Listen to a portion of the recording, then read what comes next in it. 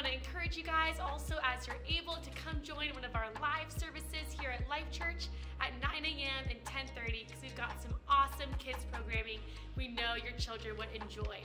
We also want to encourage you guys, as you're at home, to continue your child's discipleship through our family resources page on our website, and also through downloading the Parent Q app, which has got tons of great activities that go along with our Bible lesson each week. So with that, we hope you guys enjoyed this week's Bible story. Welcome to Story Lab. This week we're talking about courage, while we take a look at the story of some spies who had a split decision on their mission report. Oh, and look out for this.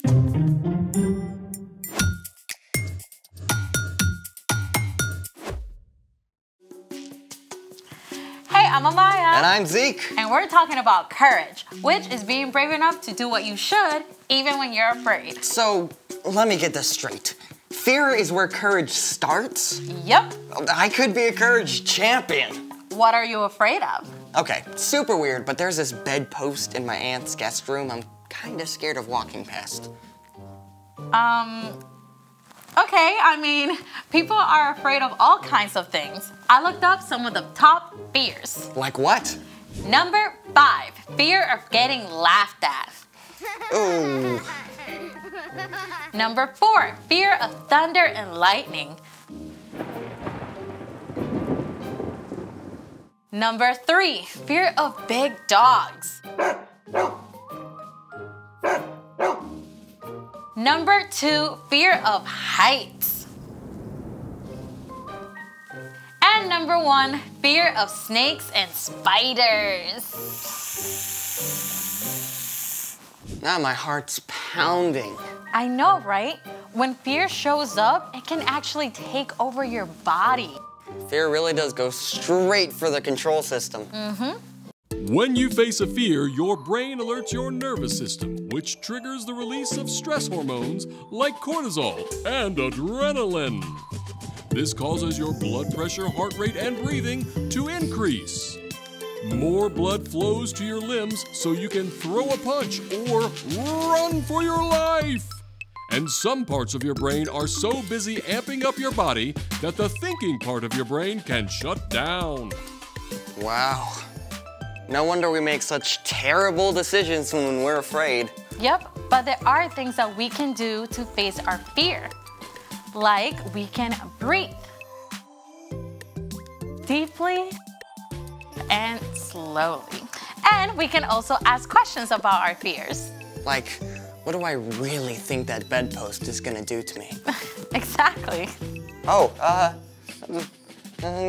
great job holding up the bed. You can even plan baby steps to face your fear, a little bit at a time. Hey, what are you afraid of? Crickets. What? Yeah. What's in the box? A cricket? Oh, this is great. You can face your fear right here. Yeah. Okay, just gonna lift the box up really slowly. And then I'm just gonna open it really slowly. Maybe after the story. Well, okay, it's time for... The story before the story. Today, we're in the 4th book of the Old Testament, Numbers. God promised to bless the whole world through Abraham's family, the Israelites, and give them a home in the land of Canaan. God delivered them from slavery in Egypt, leading them through the Red Sea. In the desert, God showed deep love by giving the Israelites food and water. God also gave them rules to show them how to love God and love others. At last, God led the people to the very edge of Canaan, the Promised Land. And that's where our story starts. Let's go! Hey everyone! Hi, Brian! Okay, so about 2 years after crossing the Red Sea, the Israelites had finally made it to the very edge of Canaan, the land that God promised to Abraham, Isaac, and Jacob.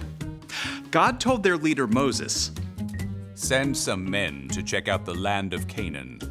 I am giving it to the Israelites. Send one leader from each of Israel's tribes. So Moses called a leader from each of the 12 tribes.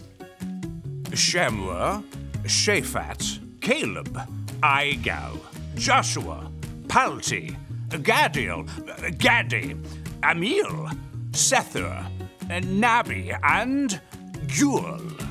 So once the gang was all together, Moses laid out a super secret spy mission for these guys. I want you to see what Canaan is like. Are there a lot of people or just a few? Are they strong or weak? Do their towns have high walls? Oh, and study the land. Is the soil rich or poor? Are there trees? Bring back some of the food that grows there if you can. So just like that, these 12 men snuck into Canaan just as God had instructed. Now, for about 6 weeks, they traveled the length of the country and saw the places where Abraham and his family had lived hundreds of years before. On their return journey, the spies cut a bunch of grapes so ginormous it had to be carried on a pole between 2 men. You can bet that when they showed up in the Israelite camp at the end of 40 days, it made a pretty big stir. At first, the spies gave a glowing report. Canaan is super awesome! The land is filled with so many good things. It's practically flowing with milk and honey. Yeah, check out these grapes. But we can never go there. The people who live there are powerful. Their cities have high walls. The people are like giants! Even though the spies had seen many good things, they were stuck on their fears. Only Joshua and Caleb were brave enough to speak up. We should go up and take the land. We can certainly do it. No way. They're stronger than we are. They're so ginormous that we look like crickets to them. The Israelites chose to listen to fear. They went into complete panic mode, convinced they would be destroyed. They even begged to go back to Egypt. Joshua and Caleb tried to speak to them. The land is very good. If the Lord is pleased with us, He'll lead us there. He will give it to us.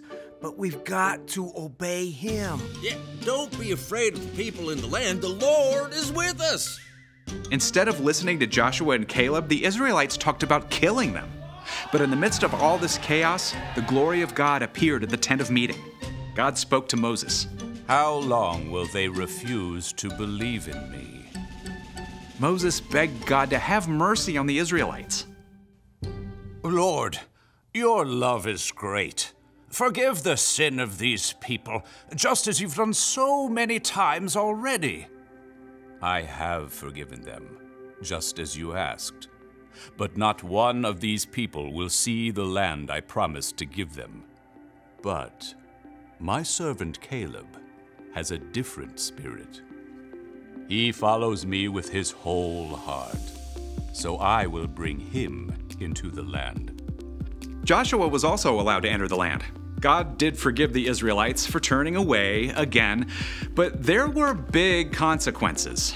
Instead of forging ahead into Canaan, the Israelites ended up wandering and stuck in the wilderness for almost 40 years. Now, by that time, only Joshua and Caleb were still living to lead the new generation, their children, into Canaan. And fast forward, they did. At the end of 40 years, Joshua led the Israelites into the promised land.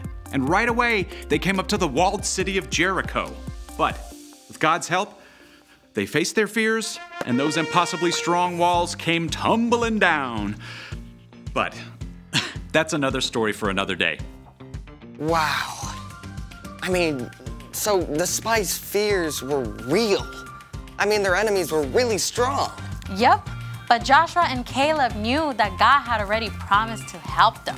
Yeah, they had to make a choice to do the right thing, even when everyone else was giving into fear. So, what's our part in the story? Well, fear is totally normal, but God can still help you be brave and do the right thing. Yeah, maybe you're in a group where a popular girl is saying mean things about another kid. Your friends might be afraid to speak up because they don't want to get laughed at, but you can be brave and you can speak up because that's not right. Or maybe the fire alarm goes off and one of your friends is really panicked. That happened in my school. Yeah, you can be the one to stop and help them calm down. Right. You never have to face fear alone. When you believe in Jesus and follow him, God's Spirit lives in you and can give you the courage to do the right thing. Even if you are afraid. And that's something awesome to hold on to. Oh, for sure. See you next time. So here's the thing. You can do what you should even when others are afraid. Want to face that fear right now? Sure. I mean, what's one giant evil cricket gonna do to me? Baby steps. Okay. Just gonna pick it up real slowly. Okay, remember your breathing. Release the cricket. Thanks for joining us in the Story Lab. See you next time.